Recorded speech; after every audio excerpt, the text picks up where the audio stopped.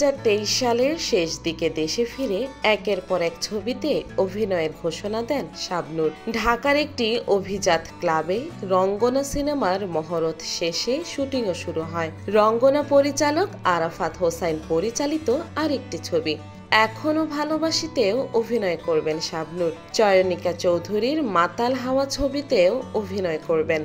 ঘোষণা ও শুটিং শুরুর পর বছর পার হলেও ছবি তিনটির সেই অর্থে কোনো অগ্রগতি নেই। এদিকে শাবনূরও এখন দেশে নেই।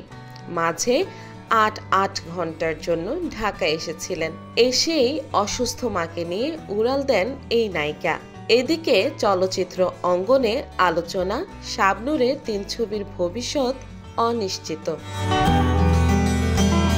অনেক বছর ধরেই অস্ট্রেলিয়ার সিডনিতে পরিবার নিয়ে থাকেন শাবনূর। তবে সুযোগ পেলেই ঢাকায় আসতেন।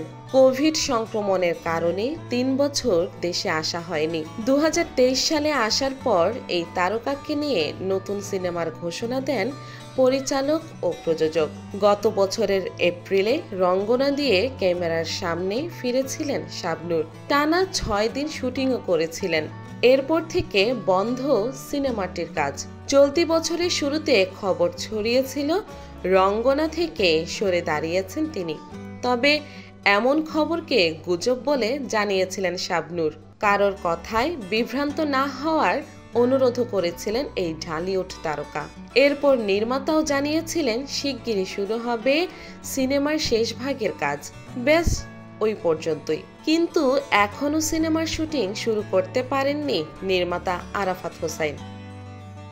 আরাফাত হোসাইন জানান, রঙ্গনা শুটিং শেষে এখনো ভালোবাসি ছবির কাজ শুরু করবেন। প্রযোজনা প্রতিষ্ঠানও ছবি দুটির ব্যাপারে যথেষ্ট আন্তরিক। এই শীতের মৌসুমে রঙ্গনা ছবির শুটিং শুরুর কথাও জানালেন।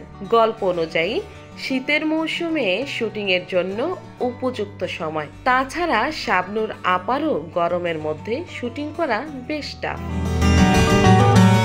ঈদ উল ফিতরের আগে মাত্র ৮ ঘন্টার জন্য দেশে এসেছিলেন শাবনূর। অসুস্থ মাকে অস্ট্রেলিয়ায় নিয়ে যেতেই হুট করে তারই আসা। এই সময়টায় পরিচালক আরাফাতের সঙ্গে কথা হয়েছে বলেও জানান। অন্যদিকে মাতাল হাওয়া নিয়েও কোনো আশার কথা শোনাতে পারেননি নির্মাতা চয়নিকা চৌধুরী। ছবির নাম ঘোষণার সময় যদিও তিনি জানিয়েছিলেন শুটিং নিয়ে কোনো তাড়াহুড়া নেই, কারণ চরিত্রটির জন্য শাবনূরের প্রস্তুতির বিষয়ও আছে। সম্প্রতি এক ফেসবুক পোস্টে পরিচালক চয়নিকা জানান, শাবনূরকে তার মতো সম্মান দিয়েই পর্দায় আনবেন তিনি, নয়তো সিনেমাটি করবেন না। মাতাল হাওয়া নিয়ে চয়নিকা চৌধুরী 25 এপ্রিল ফেসবুকে যা লিখেছেন তা হচ্ছে, সেই ছবির শুটিংয়ের আগে তিনি সখা দ্য সোলমেট নামের আরেকটি ছবির শুটিং করবেন।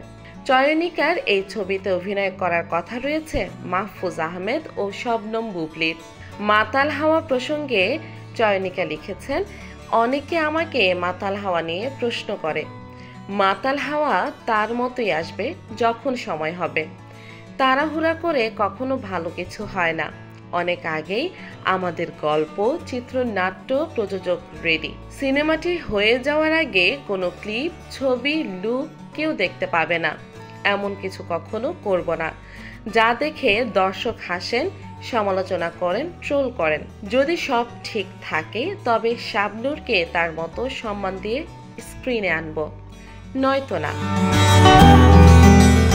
মাতাল হাওয়া ছবিতে শাবনূরের বিপরীতে অভিনয়ের কথা মাহফুজ আহমেদের। সেই প্রসঙ্গও উঠে এসেছে ফেসবুক পোস্টে।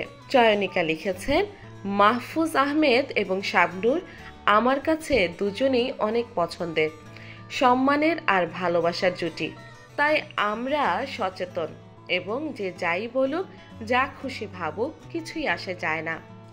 তৈরি না হয়ে মাতাল হাওয়া হবে না, কারণ সবকিছু নিয়ে সবাইকে নিয়ে এক্সপেরিমেন্ট করতে হয় না।